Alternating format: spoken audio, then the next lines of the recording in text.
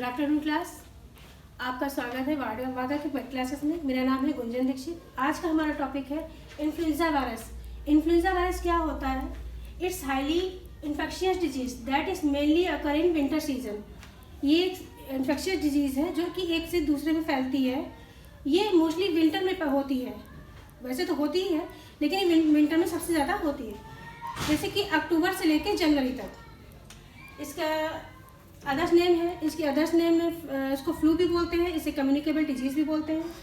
Age factor, ये बच्चे से लेकर के बच्चे, एडल्ट, ओल्ड एज ग्रुप वाले सभी को इफेक्ट करता है। इसका इंक्यूबेशन पीरियड पहले क्या होता है, जब हमें वायरस सबसे पहले हमें इंटर किया और उसके बाद हमें उसका फर्स्ट सिम्टम दिखा, उसे बोलते हैं इंक्यूबेशन पीरियड। इंक्यूबेशन पीरियड इसका 1 से 2 दिन या जैसे बोले कि 12 से 48 घंटे भी हो सकता है। इसके कॉजेटिव एजेंट, किस वजह से ये होता है, इसका कॉजेटिव एजेंट भी मेन इन्फ्लुएंजा वायरस ही है। इसके 3 टाइप्स होते हैं, ए, बी और सी। मोड ऑफ ट्रांसमिशन में हमारा आएगा ड्रॉपलेट इन्फेक्शन। ड्रॉपलेट इन्फेक्शन जैसे कि हम चल रहे हैं, किसी ने छींक दिया और एयर में जो इन्फेक्शन है उसकी वजह से होता है। सेकंड है कंटामिनेटिव फोमाइट्स, डायरेक्ट कांटेक्ट, जैसे कि हमने इस पेन को पकड़ा हुआ है, इसे किसी इन्फेक्शियस पेशेंट ने इसको टच कर लिया और उसके बाद फिर हमने भी इससे अपना काम करने लगे। उसको इन्फेक्शन तो है ही, उसने बिना किसी हैंकी के ऐसे छींक दिया या फिर अपना काम करता रह रहा है, खांसी आ रही है उसको और वो अपना इसी पेन से काम कर रहा है, इसे मैंने भी यूज़ कर लिया, तो मोस्टली इसमें चांसेस है कि ये मुझे भी हो सकता है। और इसके ये तो हो गया इसका इंट्रोडक्शन। अब हम आएंगे इसके साइलेंट सिम्टम पे। साइलेंट सिम्टम में फीवर रहेगा, फीवर इसका हाईली रहेगा। कोई भी इन्फेक्शन हमें इंटर करता है, बैक्टीरिया है, वायरस है, कुछ भी होता है, तो सबसे पहले हमारा सिम्टम क्या आता है, फीवर ही आना होता है।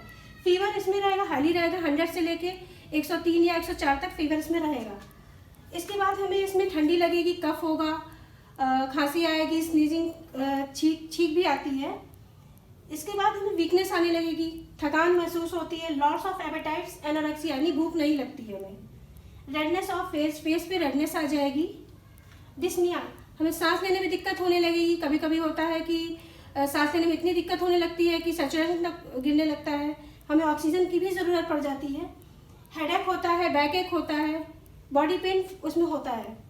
अब आएंगे इसकी prevention and control of virus पे। प्रिवेंशन क्या है, जैसे कि हमें कुछ भी बीमारी होने वाली है उससे पहले हमने एक वैक्सीन लगवा ली, एक है बचाव होता है।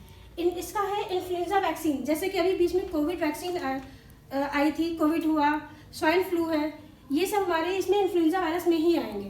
तो कोविड वैक्सीन क्या था, उसमें 3 स्टेजेस में हमने कोविड वैक्सीन लगवाई थी। ये वैक्सीन यही होती है, हम इसको पहले से लगाते हैं, प्रिवेंट होते हैं कि हमें कोई ये चीज़ बीमारी ना फैले। आइसोलेशन में है कि हम अपने आप को सेपरेट कर लें, अपने आप को घर में ही रखें, ज़्यादा बेटर है।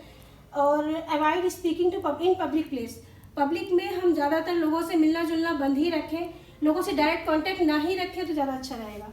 हेल्दी हैबिट्स में मास्क लगा के रखेंगे, लोगों से दूरी बना के रखेंगे, सैनिटाइजर यूज़ करेंगे, कुछ भी काम करने पहले, खाने से पहले हाथ ज़रूर धोने हैं, हेल्दी डाइट यूज़ करनी है, अल्कोहल अवॉइड करना है और स्मोकिंग अवॉइड करनी है हमें। इसके ट्रीटमेंट में आते हैं। ट्रीटमेंट हाँ इसमें है एंटीवायरल ड्रग्स चलेंगी, एनाल्जेसिक, क्योंकि बॉडी पेन होगा, हेडेक होगा, बैकएक रहेगा, इसमें एनाल्जेसिक चलेगा ही चलेगा। कफ के लिए कफ सिरप चलेगा, इसमें एंटीबायोटिक ड्रग्स, फीवर के लिए एंटीबायोटिक ड्रग्स रहेंगी। Thank you.